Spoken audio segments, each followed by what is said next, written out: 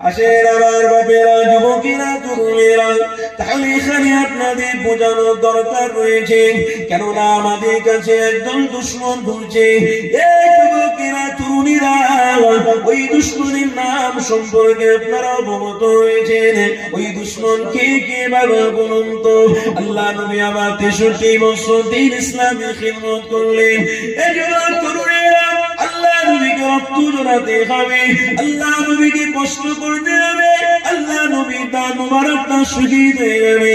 কেন কেন এগুলো হবে? আল্লাহ নবী তো আল্লাহর পক্ষ থেকে প্রতিনিধি, তিনি ইসলামের খিদমত করবেন। কে মানলো না মানলো তিনার কোনো যায় আসে না। কেন তিনি রক্ত ঝরাতে যাবে?